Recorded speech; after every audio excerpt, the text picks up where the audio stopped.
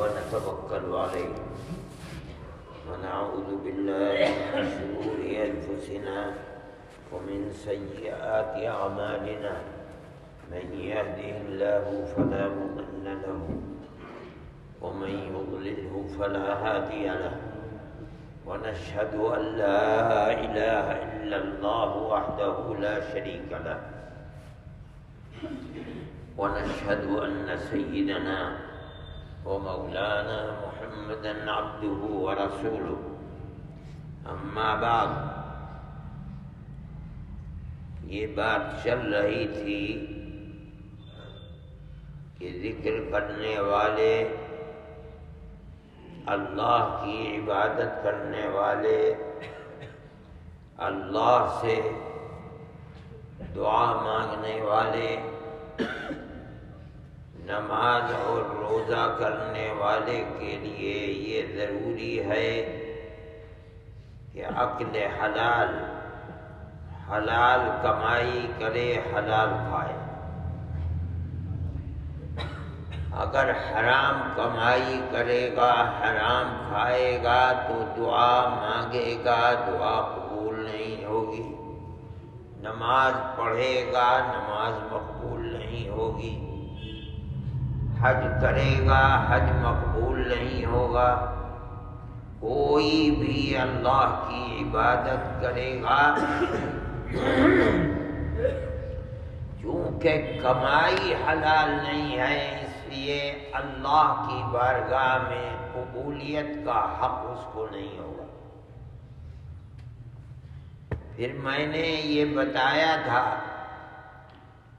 کہ حرام کمائی کے اندر کبھی تو ایسا ہے کہ حرام کو اپنا رہا ہے، اس میں آدمی کا کوئی واسطہ نہیں ہے، کسی کا حق نہیں چھینا،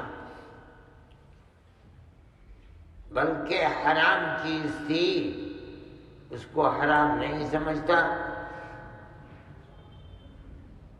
اس کو کھا رہا ہے، خنزیر کھا رہا ہے، یا وہ جانور جو دوسروں پر حملہ کر کے کھاتے ہیں شکار کرتے ہیں ان جانوروں کو کھا رہا ہے، اس نے حرام کو حرام نہیں سمجھا۔ دوسری چیز یہ ہے کہ حلال چیز تھی اس نے اسے حرام کر لیا۔ بکری حلال ہے لیکن کسی دوسرے کی بکری کو چوری کر کے کھا گیا، مرغی حلال تھی لیکن چوری کر کے کھا گیا، کمانا ٹھیک تھا دوسرے کو دھوکہ دے کے کھا گیا، یہ دوسری چیز ہے۔ یہ حرام ہے جس کا حق لیا ہے، جس کی بکری چوری کی ہے، جس کی مرغی چوری کی ہے، جس یتیم کا مال لے لیا ہے، جس کمزور اور بیوہ عورت کی ماٹی پر زمین پر جائیداد پر مکان پر قبضہ کر لیا ہے، دنیا میں جس کے پاس طاقت تھی اس نے لے لیا۔ اس کا یہ مطلب نہیں ہے کہ کل اللہ کے دربار میں جو کمزور تھا دنیا میں اس کا حق ملے گا نہیں۔ دنیا میں کمزور تھا، تیرے پاس طاقت تھی تو نے لے لیا۔ اللہ کے دربار میں جو کمزور تھا اس کو اس کا حق اللہ جو سب سے طاقتور ہے شکتی شالی ہے وہ اس کمزور کا حق دنیا کے طاقتور سے لے گا اور لے کر کے اس کمزور کو دے گا۔ یہ قانون قدرت ہے۔ جو دنیا میں طاقتور تھا ظلم کر دیا اس نے، یہ نہیں ہوگا کہ اس کو کبھی موت کے بعد دوسری دنیا میں حق نہ دینا پڑے، یہ نہیں ہوگا، دینا ہی پڑے گا۔ یہاں تک حدیث میں آتا ہے کہ اگر دو جانور تھے، ایک طاقتور بکری تھی، دوسری کمزور بکری تھی، طاقتور بکری نے دنیا میں کمزور بکری پر ظلم کیا، تو کل اللہ تعالیٰ انہیں دونوں کو وہاں پیدا کریں گے دوبارہ، طاقتور کو کمزور بنائیں گے اور دنیا کے کمزور کو طاقتور بنائیں گے اور کہیں گے اپنا بدلہ لیں۔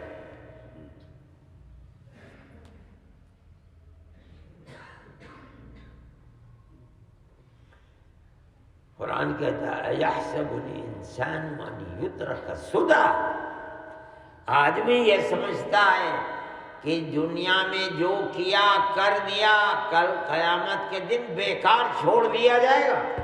نہیں نہیں نہیں، ایک ایک کن کا حساب لے لیں گے۔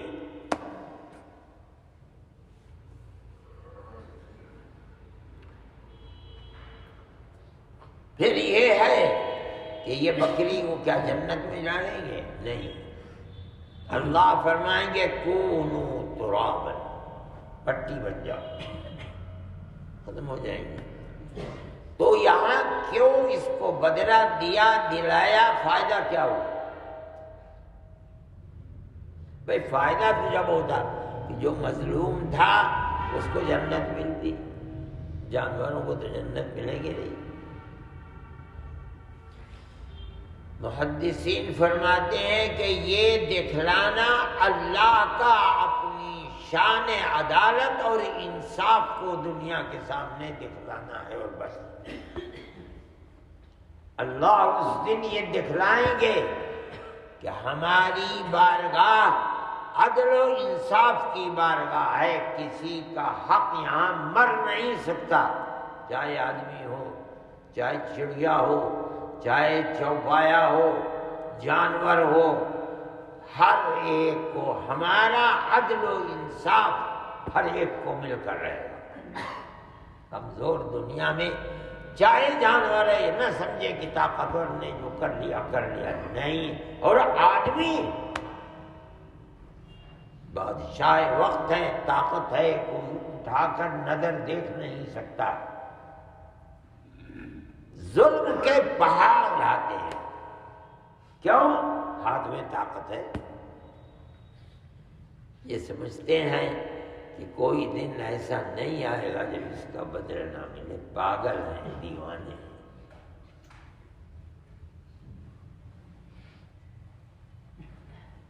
کمزور کو طاقتور بنایا جائے گا، دنیا کے طاقتور کو کمزور بنایا جائے گا، اور اللہ کی عدالت کے اندر خلق خدا کے سامنے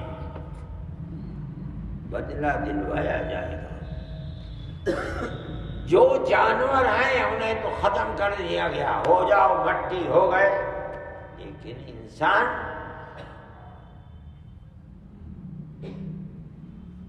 ازلفت الجنت للمتقین وبرزت الجحیم للغاوین، جو ظالم تھے دنیا میں ان کے سامنے جہنم کھڑا کر کھڑی کر دی جائے گی، جو متقی تھے جنت ان کے قریب کر دی جائے گی۔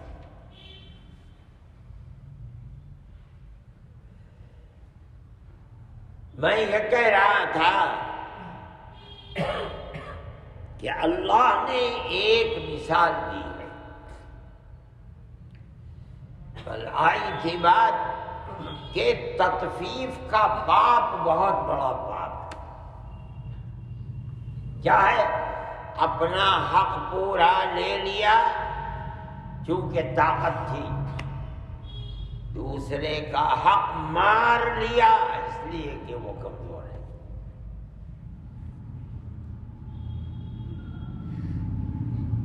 اور مثال اللہ نے کیا دی کہ بازار سے اپنا خریدا انچ کا حساب کر لیا، گرام کا حساب پورا لے لیا، دوسرے کو اس کا حق دینے میں ہر ایک کے حق میں گرام 2 گرام کی کمی کر لی۔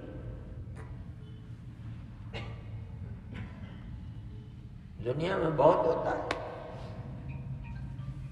کوئی سمجھتا ہی نہیں، یہ خیال ہی نہیں آتا کہ کبھی موت بھی آئی اور اللہ کے دربار میں حساب ہوگا، یہ تو کسی کے سمجھ میں آتا ہی نہیں۔ آج دنیا میں طاقت ہے، پردھان ہے، منسٹر ہے، وزیر اعظم ہے، چیف منسٹر ہے، یہ سمجھتا ہے کبھی موت تھوڑی آئی ہے، خیال بھی نہیں آتا ہے موت کا، جو چاہو کر لو۔ اللہ نے ایک مثال دی ہے کہ بڑی دکان سے لائے، اپنا حق 1 لاکھ کا لیا، ایک گرام 1 انچ پورا کرا لیا، کوئی بات نہیں۔ خرابی یہاں ہے اپنے یہاں لا کر کے دوسرے کا حق دینے کے اندر کمی کر لی، جو کمی دنیا میں کی ہے کل قیامت کے دن اس کمی کو پورا کرنا ہوگا۔ یہ بات میں نے بتائی تھی، مگر دیکھو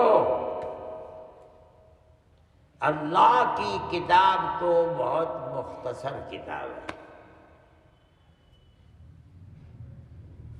اس بات کو سوچو۔ مسئلہ صرف خریدنے اور بیچنے ہی کا نہیں ہے، صرف یہ مسئلہ نہیں ہے کہ اپنا حق پورا لے لیا، دوسرے کے حق میں اپنی دکان سے دیتے ہوئے کٹوتی کر لی، یہی نہیں ہے۔ یاد رکھو، جہاں کہیں بھی اپنا حق پورا لیا اور دوسرے کا حق دینے میں کمی کر لی، وَيْلٌ لِّلْمُطَفِّفِينَ ہے، تطفیفی کا پاپ ہے، صرف خرید و فروخت نہیں۔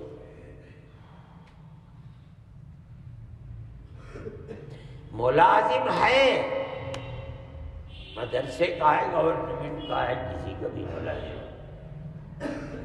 اپنا حق پورا لے لیا، جتنی تنخواہ ہے، جس کا ملازم تھا اس کی 6 گھنٹے 8 گھنٹے کی ملازمت میں روزانہ دیر سے آتا ہے، پہلے چلا جاتا ہے، 7 ہی گھنٹے کی ملازمت کرتا ہے، تنخواہ 8 گھنٹے، وہی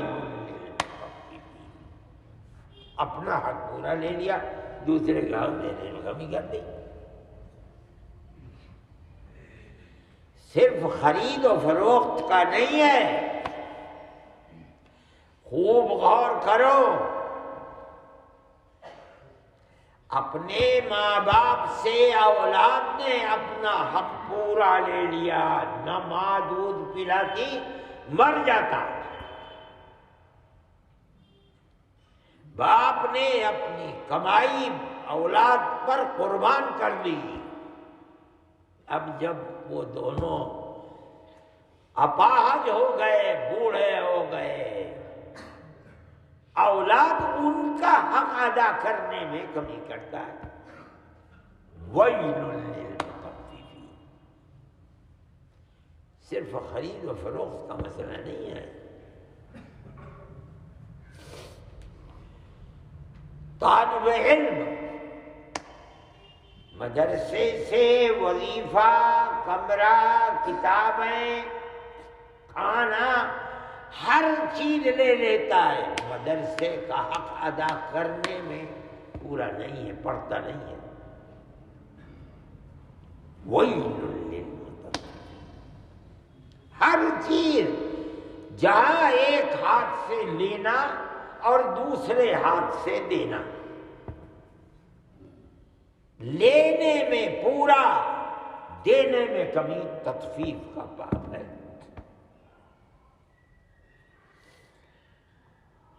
دیکھو شوہر نے بیوی سے اپنا حق، ارے بھائی بیٹھ کیوں نہیں جاتے ہو، سر پہ سوار ہو گیا آپ نے؟ شوہر نے بیوی سے زندگی بھر اپنا حق پورا لیا، بیوی کا حق ادا کرنے میں کمی کرتا ہے۔ وَيْلٌ لِّلْمُطَفِّفِينَ، ایک خرید و فروخت کا نہیں، بیوی نے اپنا حق پورا لے لیا، شوہر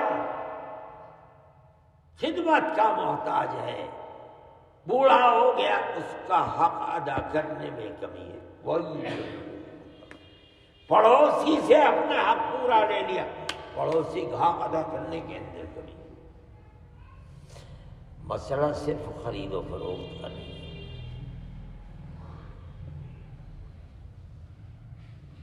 بلکہ مفسرین یہ کہتے ہیں ٹھیک ہے چلو کل کو ہوگی، آج تو تھک گئے ہیں، آدمی کو یہ سوچنا چاہیے مسئلہ صرف خرید و فروخت۔ اللہ یہ بتا رہا ہے جہاں بھی ایک ہاتھ سے لینا دوسرے ہاتھ سے دینا، آدمی کو اپنے حق سے محبت ہے، پورا لیتا ہے، دوسرے کا حق ادا کرنے میں کمی ہے، یہ پاپ ہے، کل اللہ کے دربار میں دینا ہوگا۔ اور اسی پاپ کو تطفیف کا پاپ کہا جاتا ہے۔ اللہ ہم سب کو ہر ایک کا حق ادا کرنے کی توفیق عطا فرمائے۔ موت اس طرح آئے کہ ہماری گردن پر کسی کا کوئی حق نہ ہو، یہ آدمی کی بہت بڑی سعادت ہے، ہمیشہ یہ دعا کرتے رہنا چاہیے، اے اللہ موت اس طرح دے کہ کسی آدمی کا حق گردن پر نہ ہو کہ کل میدان محشر میں خلق خدا کے سامنے اس کا حق ادا کرنا پڑے، یہ بڑی مشکل بات ہو جائے گی۔ اللہ تو پہاڑ بھی گناہوں کے ہوں گے، ارحم الراحمین ہے، معاف کر دے گا، مگر کوئی دنیا کا آدمی معاف کر دے کل میدان محشر میں بڑا مشکل کام۔ وآخر دعوانا Thanks for watching. Don't forget to like, comment, share and subscribe to Al Wahid channel.